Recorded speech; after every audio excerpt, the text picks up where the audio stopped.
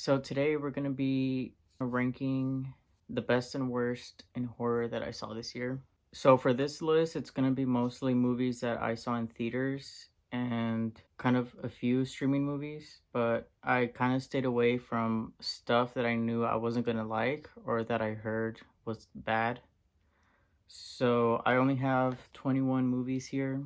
So I'm gonna be going from worst to best. My least favorite of the year is The Pope's Exorcist.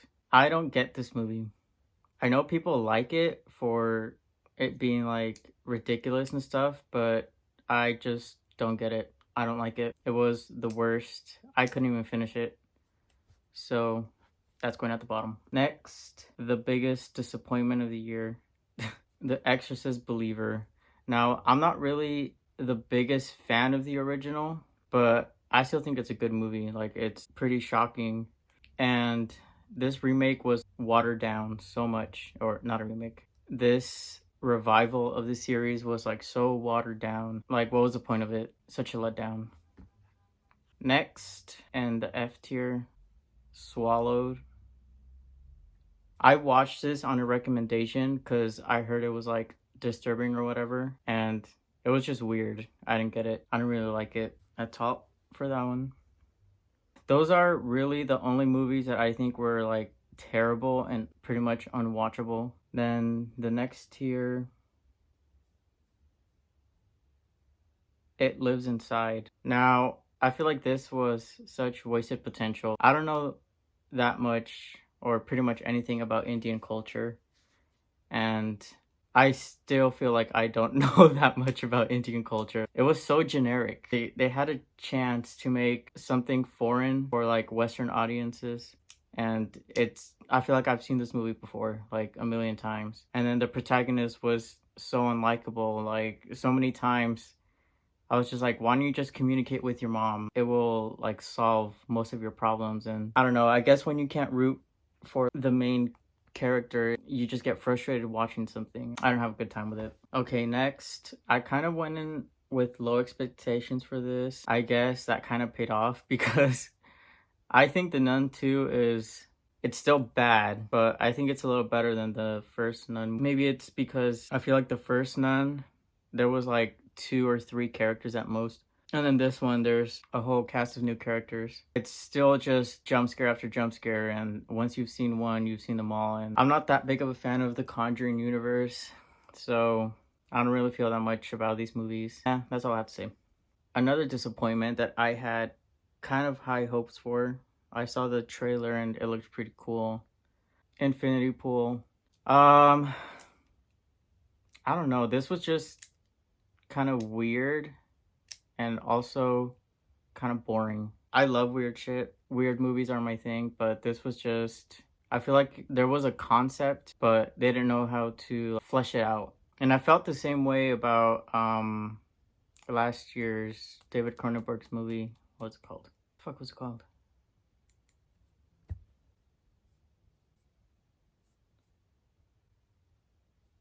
Crimes of the Future. Why could I not remember that? Yeah, I felt the same about Crimes of the Future. I feel like there was an idea there, but nothing really came of it. It just felt unfinished. I think Brandon Cronenberg is taking a little too much inspiration from his dad because they both feel like the same type of movie. Next, Insidious: The Red Door. Generally, I like the Insidious franchise better than the Conjuring franchise, so I kind of had a little higher expectations for this movie. I don't know, it just felt lackluster. Okay, next, The Last Voyage of the Demeter. I feel like this movie was just boring. I don't know, I was bored. I haven't really seen any Dracula movies besides one more that I'll talk about later, but I was kind of excited to watch something Dracula related. I don't know. It was kind of just boring. Not much else to it. That's it for the D tier, I think. So for the C tier, The Boogeyman. Now, I feel like this one was a little better than all the other ones I've talked about, but it was still a little boring, a little generic. I feel like there was more to it. Anytime a movie deals with like trauma or something like that, I feel like elevates the movie a little more and there's like substance to it. So I guess that kind of puts it over the rest of all these movies, but it's still not that great. Still kind of boring. Cobweb, that was kind of a surprise. I went into it not knowing that much about it, and I thought it was pretty good. It was obviously not executed the best, but I feel like there was a unique story there that could have been told a little better if it was polished up a little more. If they didn't rely on CGI so much, that monster could have been done a little better with like practical effects, I think. That would have probably made it better, but also I think the direction was, I don't know, a little weird. Maybe another director could have done a better job, but it was okay. Now, I'm a fan of Five Nights at Freddy's. So I'm kind of conflicted about this because I was so happy to see a Five Nights at Freddy's movie. It's not at all like the games. Like the games are terrifying and this was not. But I think I was just happy to see like the characters on screen. I feel like I kind of forgave the bad decisions and the fact that it's not scary, but it's probably just a nostalgia thing. I liked it a little. Now, I'm generally not a fan of Blumhouse, but of all the shit they put out, I think Megan was one of the better ones. I don't know. I just had fun watching it. I like that it didn't take itself too seriously like other Blumhouse pictures. I think because it was a little camp, I was able to enjoy it more. Yeah, it was pretty fun. Still not the best though. Okay, so now we're getting to the top 10. So this is generally the movies that I think are good to great. Number 9. Now this was also another surprise. No One Will Save You. I heard people were indecisive about it. Like some people liked it and some people hated it. And generally, when it comes to those type of movies, I'm in the minority where I actually like movies that most people hate. I guess it's the same thing for this one. Like it was pretty cool. I like the fact that there's hardly any dialogue. I guess I just like movies that are different. It keeps me entertained when something is different. And I just love alien movies and alien stories, so this was like right up my alley. And also the stuff about trauma, like I said, I think that just gives more dimension to movies. And if a movie gets me to think about it more, then I think it did something right. Okay, number 8 is another surprise.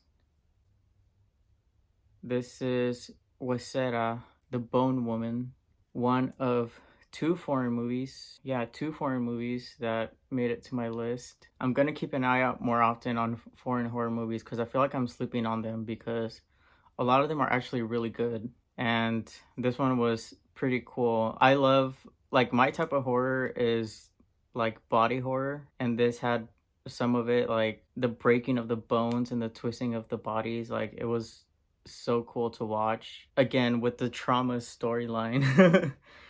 About the pregnant woman. Like, I can't imagine what it's like to be pregnant. I don't know, through this movie, I feel like I can kind of get an idea of like the anxiety of going through pregnancy and all that. Yeah, it was a nice surprise. Number 7. Again, I'm not really the biggest fan of the Scream franchise, but I thought this was pretty cool. I had fun watching it. I saw Scream 5 last year, and honestly, I didn't really like it. So I went into this one with low expectations and I ended up having a fun time. And it's kind of sad that we probably won't get Scream 7. Stupid spyglass. It was fun for what it was. I like the original Scream. Honestly, I don't remember Scream 2 or Scream 3 that much, but the original Scream is pretty cool. Again, it's not like one of my favorite. In general, slashers aren't really my thing. I don't find them scary that much. So this is more of a fun thriller for me, but it was cool.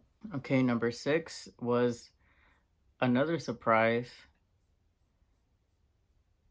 Thanksgiving. Now, I went into this one with low expectations. I saw the trailer and I was like, what is this shit? This looks so stupid. But I actually ended up having a really fun time. Again, just like Megan, like when movies are stupid and they don't take themselves too seriously, that makes them a lot funner to watch because I'm not like rolling my eyes all the time. They have fun with it. But yeah, fun surprise. Number 5, Evil Dead Rise. Again, just fun. Nothing too serious about this one. I like the one from 2013, so I'm glad that they kept kind of the same vibe going on. I still think I prefer the 2013 Evil Dead, but this one was pretty cool. I think they're gonna make a sequel to this one. I'm excited with what they do next. I hopefully they go like bigger, gorier, because that's what these movies are about. Number 4. Now I'm like the biggest A24 horror movie fan, so I had high expectations for Talk to Me. It was pretty good, but I don't know. I feel like when I hear A24 in horror, I have this picture in my mind of like, oh, this is gonna be like so messed up and disturbing. This was kind of like that, but it was a little more mild. I don't know. I feel like I have such high expectations for A24 horror movies that if I don't leave the theater like in shock or I need like a second to breathe or something, I feel a little let down. I mean, it's not it's kind of hard to say that this movie let me down because it was pretty good. It was still good. Number 4. Okay, so finally the A tier. These movies are the best of the year. At number 3, I have, and up until a few days ago, I kept on interchanging the top 3, like what would be my number 1, number 2, and number 3. So this list is as of like 5 minutes ago. So they might change a little, but I think I feel good about where I left the top 3. So for number 3, I have Saw 10 or Saw X. I love this movie. It was so good. The twists upon twists. It was so fun to watch, and I just love watching all the traps in the Saw movies. And I think this one had some of the best, like in the whole series. And I like that we saw John Kramer in like a front and center role, like he was the main character. I like that they made us feel sorry for him. It gives him a lot more dimension and makes him a much better character in my opinion. It was just such a fun time. I loved it. Such a fun theater experience too, with a whole bunch of Saw fans like freaking out whenever we saw like legacy characters come back. It was a lot of fun. Okay, so number 2. This is the only time in the history of me going to the movies that a movie has actually scared me. That was Skinamarink. I don't know why this movie scared me so much. Other movies, they make me feel like they gave me anxiety or they make me feel like tense and all that. But this is the first time a movie actually made me afraid. Like I had to look away from the screen, and I never do that. I think I did that like 2 or 3 times. I remember when I left the theater, I was in shock. Like my eyes were like peeled back. And I was like, what the hell was that? And it took me a few minutes to like calm down and gather my thoughts. I think I gave this movie like 2 out of 5 stars when I first watched it because it's like super slow. When it's slow, it's so bad, but when it's good, it's like really good. So now I feel like I would change my score. I mean, obviously it's at the top of my list. I don't know. I'm still kind of in shock of what this movie made me feel. So yeah, it's number 2. And number 1, When Evil Lurks. This movie, this is the first time I have ever gasped audibly in a movie theater. And I think I did it like 2 times. The first time was, I think if you've seen the movie, you know what scene that is. The scene with the dog. I literally jumped up and I went like, oh my God, like I can't believe that just happened. I feel like that's when I knew like this is like really, really good. Like it's going to the top of my list. This is the second foreign language movie that I saw this year. It was, in my opinion, the best horror of the year. It was shocking. It was unexpected. It was original. It was just really good. I think for me, aside from Saw 10, I just like original stuff. If it's original, it automatically goes to the top, even if it's not that good. I feel like just being original keeps my attention. Automatically climbs to the top. And just for shits and giggles, I do have 5 other movies here that I don't consider horror, like full horror movies, but they kind of fall under horror somehow. So the first one is A Haunting in Venice. Now, I think I went into this movie thinking it was going to be a horror movie, so I was honestly let down by it. I fell asleep.